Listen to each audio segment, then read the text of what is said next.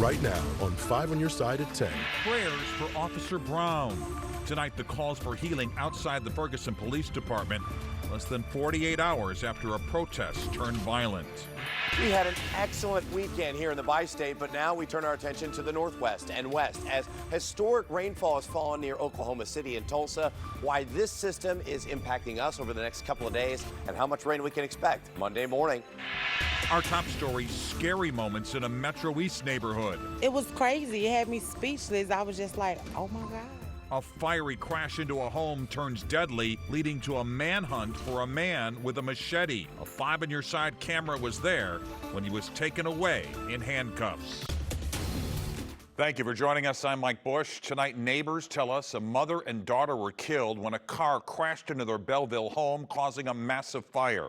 We also know a boy was rescued from the home.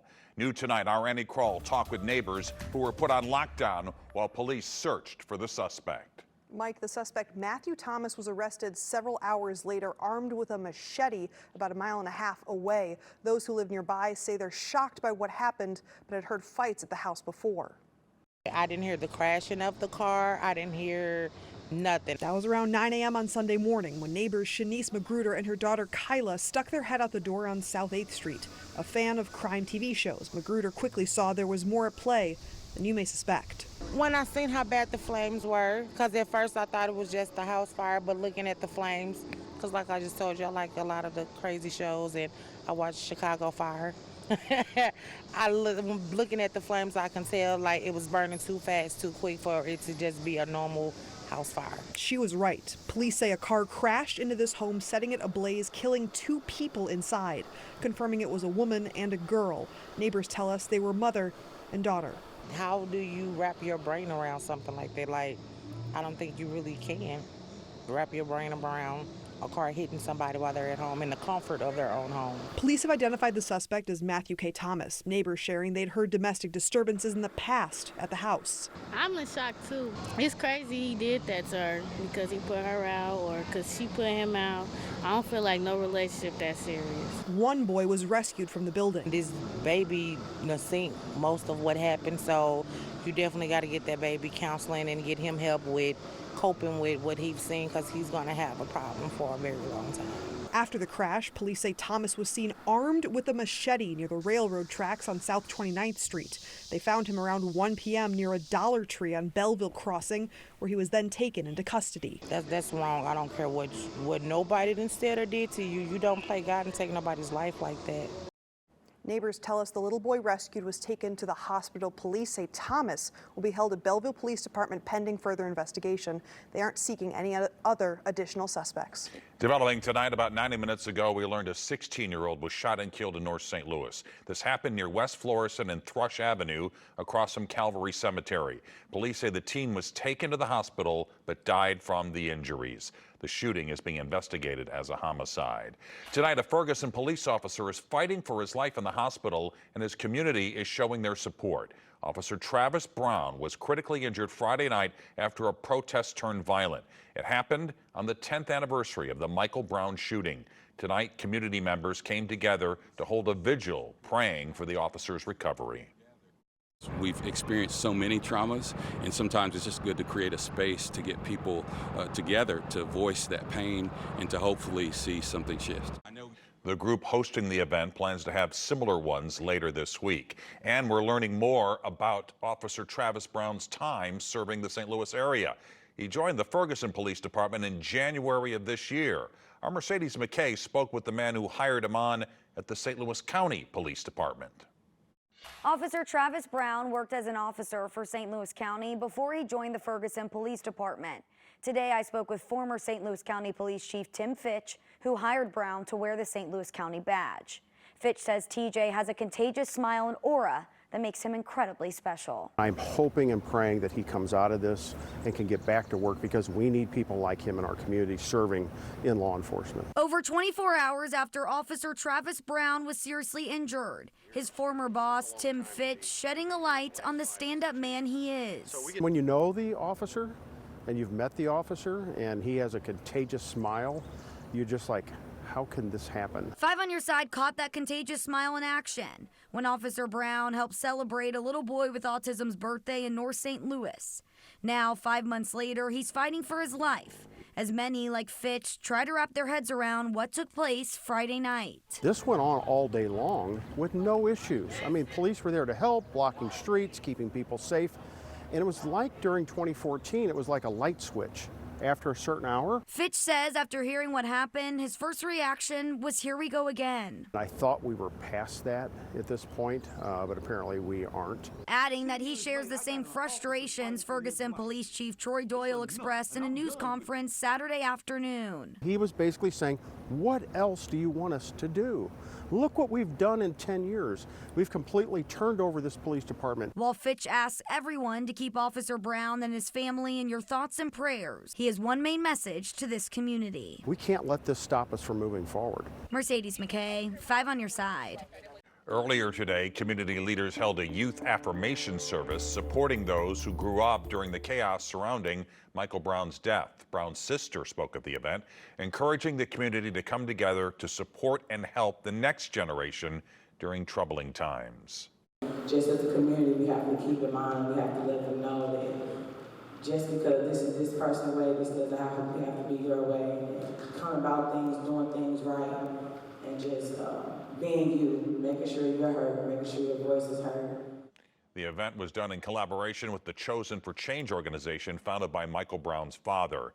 We'll continue our coverage of Ferguson's journey of healing next week. Our special Race, Listen, Learn, Live, Voices of Ferguson airs Thursday, August 22nd at 7 p.m.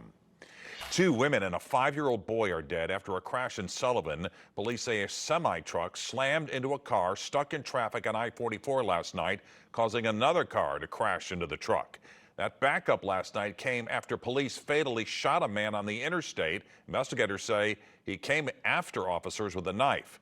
Tonight, family and friends are identifying him as Garrett Ryan. New tonight, 5 on Your Side's Laura Barczewski spoke with people who witnessed the shooting. Kayla Walker says it was an average Saturday evening at work in Sullivan when all of a sudden she saw a man walking near the interstate and police cars swarmed the area. I look up and, all I see is cops surrounding him and then pow, pow, pow, There he goes down on the ground, man.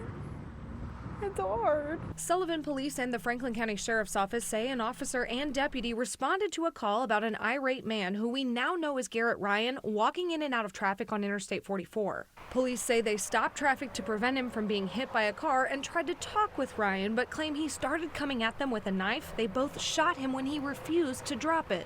Another witness says they saw 4 law enforcement officials with their weapons drawn and did not see Ryan carrying a knife. You could clearly see as he's going like this, his hands were empty.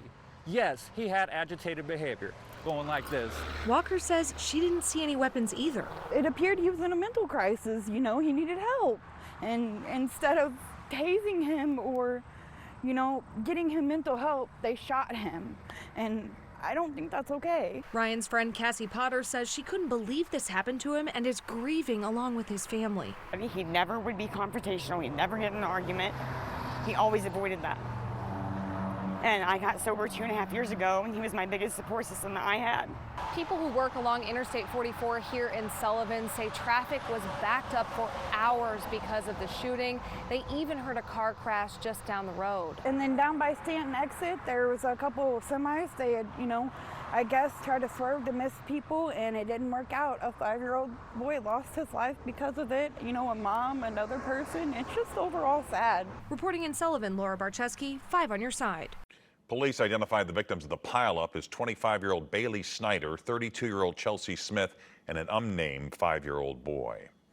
Well, let's take a live look at downtown St. Louis. The clouds continue to roll in, and something else may be coming with it. Meteorologist Gary Frank is tracking rain for your Monday morning commute. Yeah, we've had a pretty dry stretch for the last 10 days, about 1/4 of an inch so far this month. That's no surprise. It's starting to get dry out there and a little more brown as it's heating up, and we're going to see this rain. Now, there's 2 parts to this. One that's right along I-70. It's raining pretty good on the southern 435 loop in Kansas City, but then as we look closer to north of Oklahoma City, those areas kind of signify that we're starting to see some of this low-level moisture settle in and enhance these regions. And that's where the heaviest rain is going to settle in. It's how that clips us and how much rain we get. You'll see how that rain settles in and it falls apart. We still have pretty dry air. And as we look once again down Market Street in the Arch, temperatures haven't changed all that much from earlier. It's 77. The humidity is noticeably up at 57 now. It was about 50 at 5 o'clock. So that's coming up a little bit and into the rest of the overnight hours. I don't think that we're going to see any rain even by 1 or 2 o'clock in our area, but over the next few days, Monday, we're definitely going to be dealing with some early rain as we have some medium impacts and slow conditions from that. Wednesday and Thursday, we may have to turn that up to high, but rain could be a factor Wednesday and Thursday as well as we talk about those impacts, not only for your Monday morning commute. We'll go hour by hour and talk about some of the specifics and even locally heavy rain and even flooding after all this dry condition we've had. Tonight in Paris, the Olympic rings still shine brightly on the Eiffel Tower. However, the Olympic cauldron has been extinguished. The Paris 2024 Summer Games came to a close with a star-studded spectacle featuring a Hollywood-style stunt to commemorate the Olympic handover to Los Angeles. That is Tom Cruise in true Mission Impossible fashion, jumping into France's National Stadium to take the Olympic flag back to L.A. for the 2028 Games. It will be the third time L.A. will host the Summer Games. St. Louis, of course, was the first U.S. city to host the Olympics back in 1904. The St. Louis Sports Commission hopes our city will be a part of the Games in 4 years, including the torch relay. We'd love to get the torch back here. We'd love to have conversations with them as far as if there's any chance to get a potential like prelim contest or something like that in St. Louis. But all that is ongoing, and we've had some conversations with them about that. So hopefully it continues. But again, we'd really love to get the torch back through here. Not all of the Olympic events in 2028 will take place in Southern California. Softball and canoe slalom will be held in Oklahoma City, just a 7-hour drive down I-44 from St. Louis. St. Louis's Golden Girl. I feel pretty proud to be an American. 5 on Your Side was there just moments after Nafisa Collier helped Team USA make history. A grandma serving up love. It's almost like a warm hug. Her recipe for healing after the tragic loss of her grandson. I lost my Sam, but look how many I got. How her comfort food is bringing comfort to her and his classmates.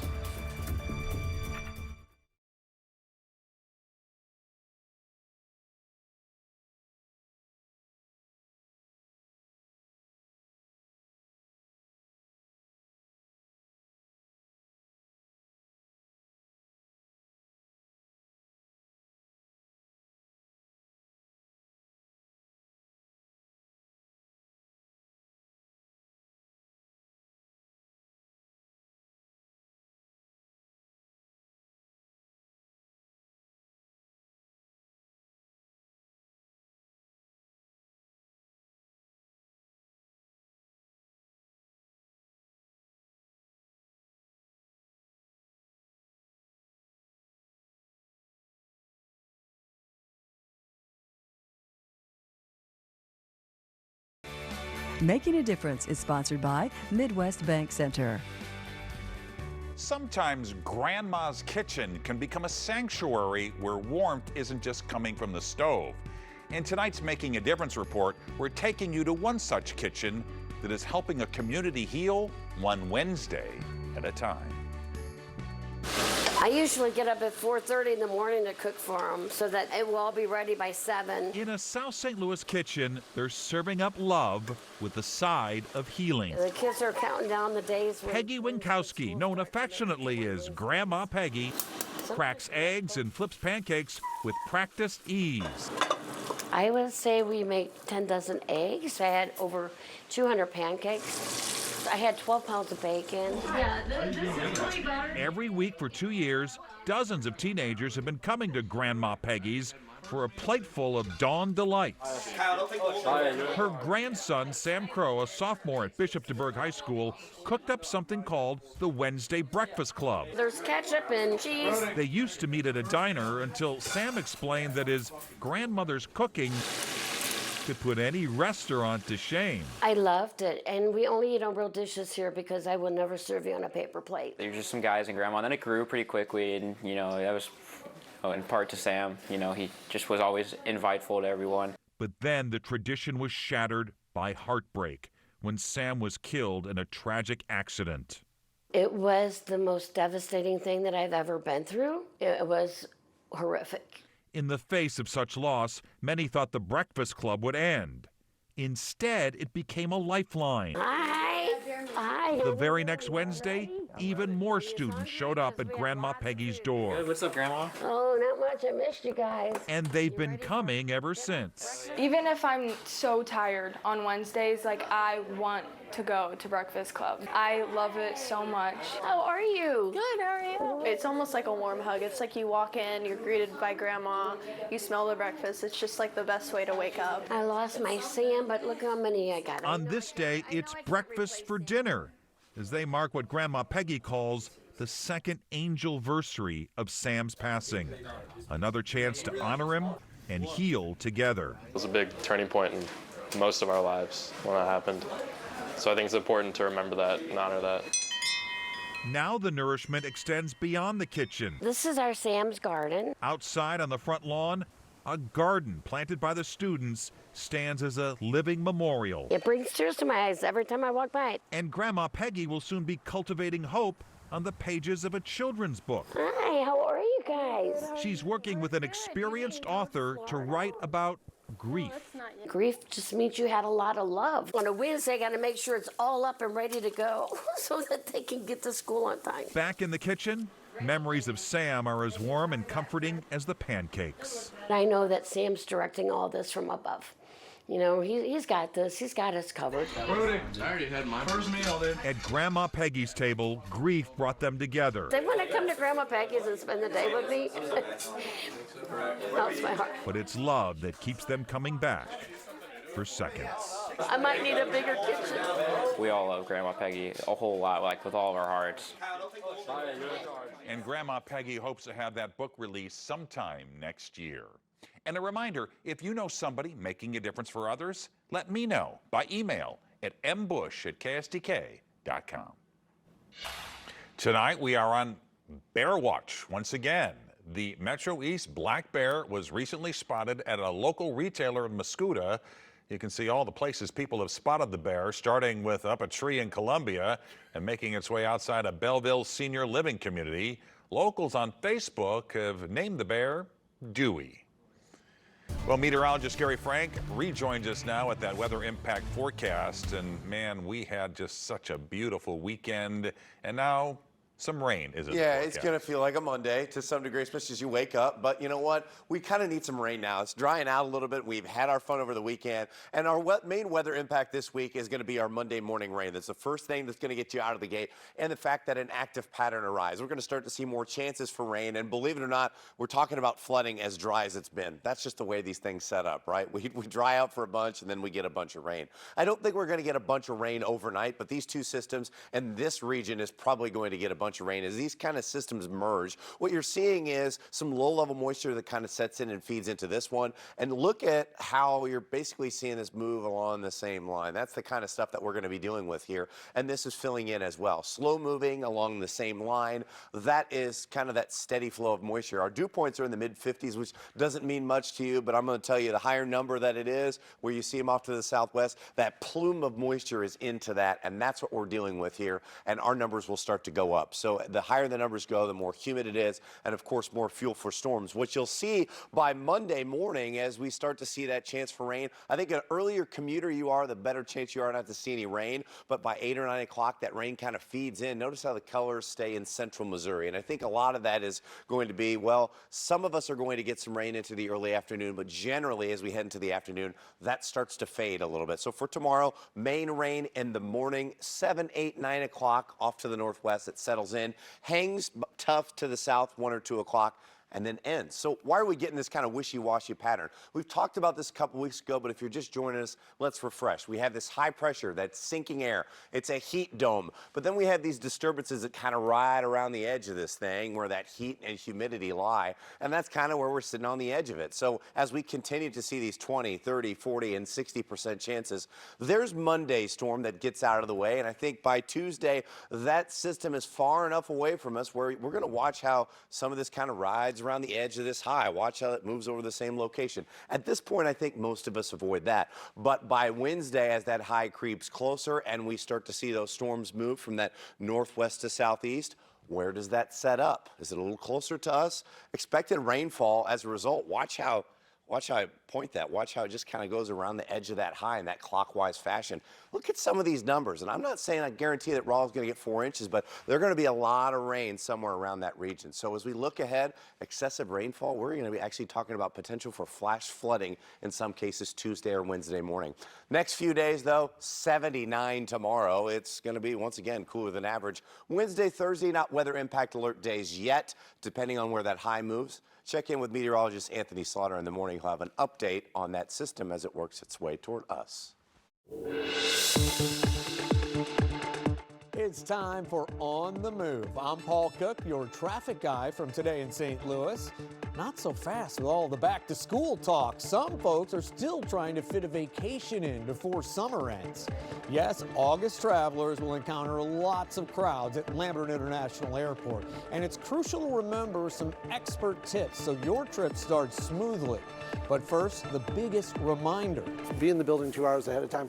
It just allows you to take a breath, get yourself positioned on what you need to do to get to your flight. And it also gives you a little bit of time in case something goes wrong with your flight. And when it comes to suitcases, this one is a common mistake that causes anxiety. Make sure you check the TSA's What Can I Bring list. It makes it way less likely you'll be stopped by security. And finally, it's called the 3-1-1 rule. Liquids and creams are allowed in carry-on bags as long as each item is 3 ounces or less and placed in a 1 quart-sized bag. And remember, you can check flights and parking lots at flystl.com, and I'll have all this information at KSDK.com. Safe travels. Paul Cook, 5 on your side. What a day for the pride of Incarnate Word municipality. And the Cardinals have a pitching prospect that could be here soon. The Cardinals had a rare Sunday off. They will begin a 3-game set tomorrow in Cincinnati. Then the schedule gets very difficult. Their next 22 games are against teams with winning records. The Reds were in Milwaukee trying to cool off the smoking hot Brewers. In the 7th, they helped out the Cardinals in a 3-3 game. Spencer Steer with the sac fly. Reds win it 4-3, so the Cardinals trail the Brewers by 7.5. Keep an eye on this pitcher, Riley O'Brien. He was activated from the 60-day injured list today by the Cardinals. He's been sent to Memphis. The Cardinals designated Nick Robertson for assignment. In spring training, O'Brien was the talk of the camp with his knockout stuff. He's 29. A flexor strain issue has shelved him all season. Congrats to Luke Walsh, the shooting sensation from Vianney, announced he'll be playing for SIU Carbondale. This season, he will join a rarefied era of people like Jason Tatum and Brad Beal as 2,000 point scorers in high school. Luke has done it with hard work in the gym with his little brother Justin and his dad Kevin, the coach at Vianney. All I want you to do is I couldn't thank him more. You know, he's here every single day. He really puts in almost the same amount of work as me. He's rebounding every shot. He's passing. He's telling me what to do. So it's not always easy. We definitely get into it every now and then, but that's how it should be because we both love each other. He's got a streak going right now, 1,600 days in a row of getting 500 shots. Oh, my gosh. Well, good luck to him. Thanks, Frank. We'll be right back.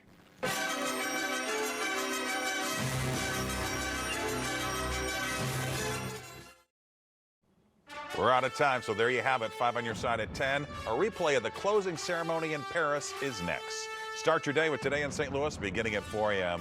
and have a great tomorrow.